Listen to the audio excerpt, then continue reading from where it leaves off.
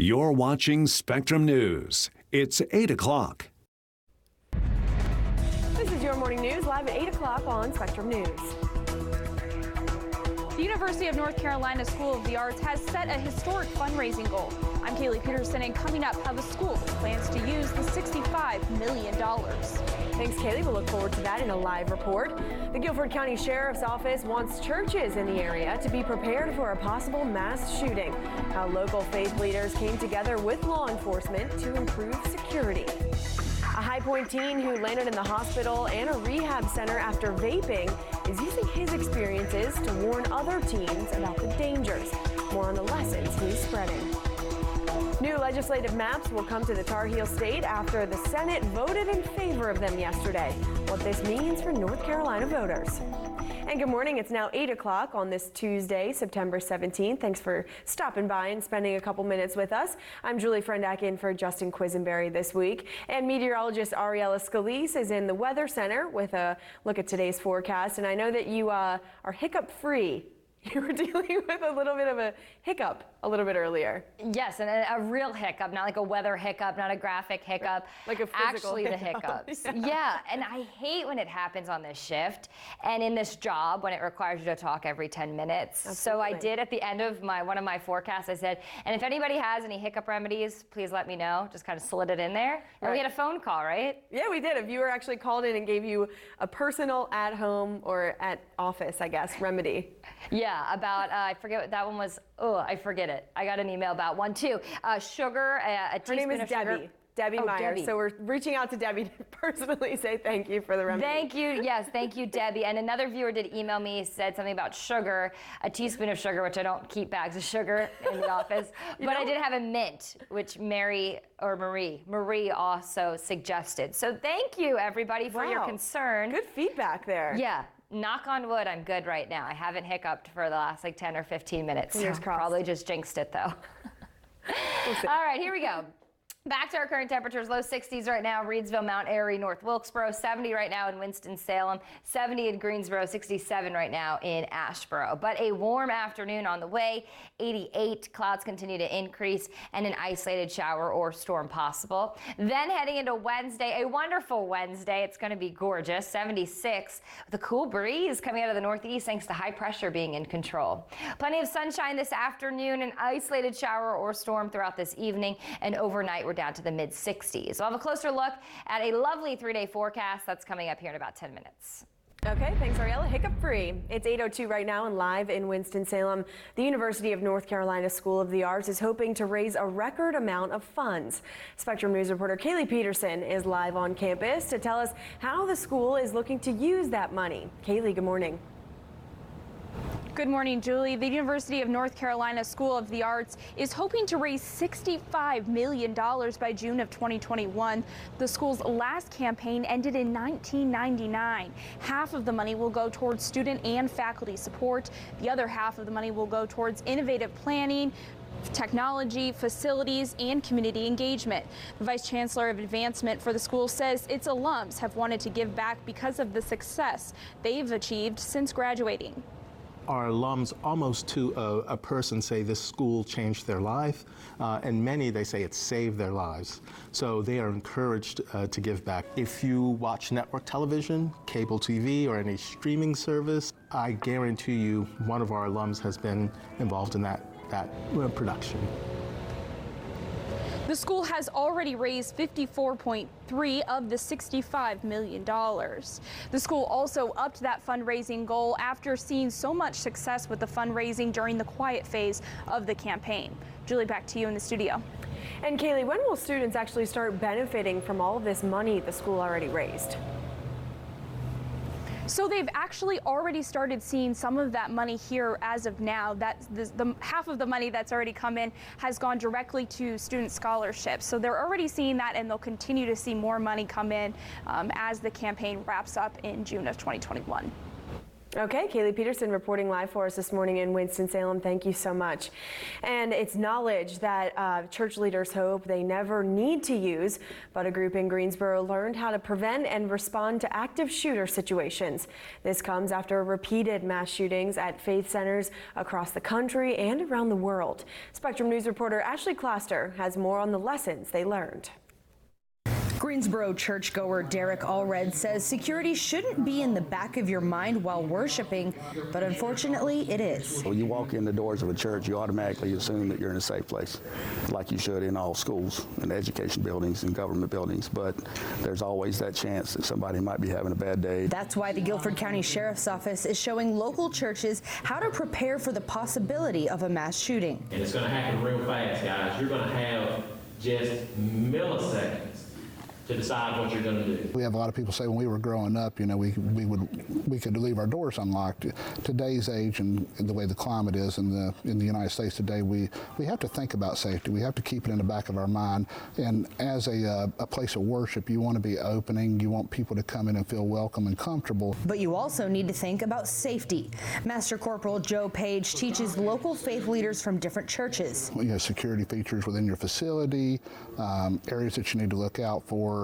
Being able to talk and communicate amongst the parishioners. One thing Allred learned that anyone can use. As soon as you set foot on the property in the parking lot of any church, you should automatically be aware of your surroundings. Notice things if something seems out of place. The Sheriff's Office says it's just the beginning of a closer look into security in our local churches. In Greensboro, Ashley Cluster, Spectrum News. If your church would like one of these training sessions, it's not too late. You can reach out to the Guilford County Sheriff's Department. You can also schedule a security survey for your church to see where you can improve. The American Hebrew Academy is reopening to all races, cultures, and religions. Previously, the school only accepted Jewish students. However, they're enrolling new students for 9th through 11th grades for the 2020-2021 school year. School officials haven't finalized a decision for 12th grade at this time. The international boarding school unexpectedly closed its doors in June due to financial troubles. Academy officials say they plan to announce its new name and student recruitment campaign in the coming weeks. A High Point teen is speaking out after he says he was hospitalized and sent to rehab because of vaping. Luca Kinnard says he started his vaping freshman year of high school to fit in. After 15 months of severe addiction, though, he experienced a grand mal seizure, the type that causes a loss of consciousness and violent muscle contractions. His family believed that vaping was the reason behind the seizure, so they sent Luca to rehab in California last October. He tells us he never thought it would come to that. In middle school and in elementary school, I was so against everything. I was just like, oh, like this is not for me. You know, I was a very innocent kid. I wasn't into anything. So never once in my life did I think I'd become an addict. Now Luca spends his time traveling the country to share his story with other teens through Campaign for Tobacco-Free Kids and the Truth Initiative. He'll be speaking in Western Montana next week and will be talking to 15 different schools in 4 days. Volunteers for Meals on Wheels deliver over 1,000 meals throughout Forsyth County every day. But the popular program has about 75 routes that still need drivers. Senior Services started the 60 and 60 campaign to help fill those spots. They hope to get 60 new volunteers by the end of October, ahead of the busy holiday season. The meals come in about 9:45, and it is Monday through Friday. The last meal does need to be delivered by 1 o'clock, and the routes take usually about an hour and a half. Volunteers can deliver meals once a month or as frequently as every weekday, depending on their free time. And we're monitoring a developing story out of Fayetteville today. Authorities are investigating a shooting on the campus of Fayetteville State University. Spectrum News reporter Madison Cavalcari is in our studio with an update. Madison, what do we know so far? We know police are stressing this was not an active shooter situation at FSU, but the campus was on lockdown while police responded to a shooting on the grounds. We know one person was hurt and taken to Cape Fear Valley Medical Center. Fayetteville police announced campus police does have one person in custody, but did not release that person's name. Authorities aren't telling us much else about how this all unfolded, Spectrum News was on the scene last night. We spoke to students who were notified just after 9:40. The back of the building being glass made you feel very unprotected. So I felt very exposed. Again, we are working to get more information from police about exactly what happened. You can stick with us for those updates throughout the day. In the studio, Madison Cavalcari, Spectrum News. Maps will have to be completed by tomorrow. The North Carolina Senate voted in favor of the new maps last night. A court ordered a redraw of the districts, which will in turn give voters a voice on who will represent them in the legislature. Many Democrats said lawmakers shouldn't have a say in how the districts were drawn, although they did approve the process. This is one bill, I will say, in a committee process that we've spent more time on than any bill I'm aware of in the 10 years I've been here in an actual committee process, and its development. And I think we have a good product here that represents this legislature, its body, but meets all the criteria that the court has laid out. My vote is going to reflect the fact that I, in principle, will never vote for a redistricting in which a politician drew it, because I believe that is fundamentally indefensible. The vote last night was 38-9. The House now has to vote. North Carolina's 9th district will finally be represented in Congress today, exactly 1 week after the special elections were held.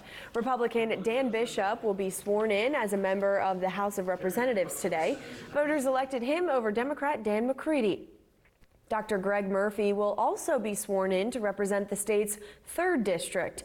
Neither has served in federal office before, but they both spent time in the North Carolina General Assembly. The time right now is 6:11. We're checking back in with Ariella for your weather on the One's forecast, and hopefully Ariella's still hiccup free over there. So far, so good over here. Thanks for checking in, Julia. No worries. Appreciate it.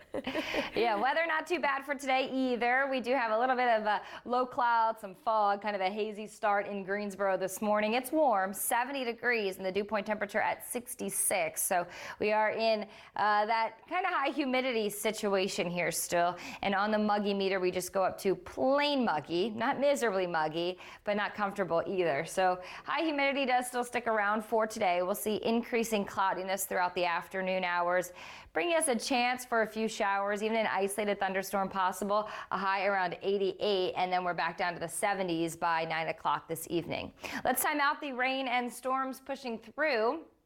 We look to stay mainly dry through early afternoon, and then later this afternoon throughout this evening, this is what the radar could look like. So pretty isolated showers here. Looks like mostly light rain. Now you could get caught under a thunderstorm, and we could see some locally heavy rain, but really this setup not the best situation for some much needed rain here. We've had a very dry start to September, and we do stay dry over the next several days, but it's going to be beautiful. 76 on Wednesday, 75 on Thursday, and 77 on Friday, with overnight lows dropping into the 50s. So certainly that fall feel on the way the next couple of days. I'll have a closer look at the 7-day forecast coming up in about 10 minutes. Okay, thanks, Ariella. 8:13 right now, and still ahead on your morning news. An animal shelter in Rowan County is reducing its adoption rates. Find out how this promotion is saving lives and how you can add a new member to your family. This is another method to target the distributor, to say, if you sell this stuff in our community and it results in someone's death, we're going to do our best to prosecute you. Tackling the opioid crisis. We take you to Cabarrus County, where a criminal case is shedding light on how law enforcement is targeting drug dealers. Those stories and more next. And we leave you with a beautiful picture at our new tower cam in Carolina Beach. How nice would it be to just be hanging out there for the day? Hopefully some people heading out there for the last weekend of summer a little bit later this week. We'll be right back.